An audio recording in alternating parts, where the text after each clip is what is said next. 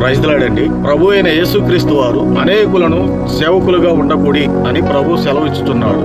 కారణం ఏమై ఉంటుంది? పెరుగు మజ్జిగగాను, మజ్జిగ పలసనవుతుంది.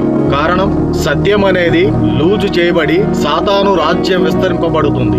దేవుని వాక్యం చేత పట్టుకొని వాక్యం చెప్పు ప్రతివాడు దేవుని సేవకుడు కాదు. సాతాను తానే వెలుగుదూత వేషం ధరించుకొని దేవుని వాక్యం చేత పట్టుకొని సంఘంలో తిరుగుతూ వాక్యాన్ని ప్రచారిస్తూ సంఘాన్ని భ్రమపరుస్తూ ఉన్నాడు.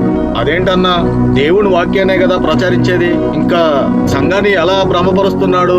అదేంటో చూద్దాం. ప్రభు అయిన యేసుక్రీస్తు వారు బోధించే క్రమంలో ఉపమాన రీతిగానే బోధించేవాడు. ఉపమానము లేకుండా బోధించలేదు. ఎందుకంటే ఎవరికి వాక్యం అర్థం కావాలో వారికి మాత్రమే అర్థం కావాలనేది ఇక్కడ చూస్తాం. వాక్యం మాకు బాగా తెలుసు అనుకునే వారికి వాక్యం అర్థం కాదు. వాక్యం అర్థం కావాలంటే ముందుగా వాక్యమై ఉన్న యేసుక్రీస్తు వారు అర్థం కావాలి. వాక్యాన్ని బోధించేవాడు ఏ వాక్యాన్ని బోధిస్తున్నాడు, ఏ యేసును బోధిస్తున్నాడు అది చూసుకోవాలి. సిలువ వేయబడిన క్రీస్తు పరలోక సంబంధమైన విషయాలను మాత్రమే బోధించేవాడు, మరొకటి కాదు. ఆమేన్.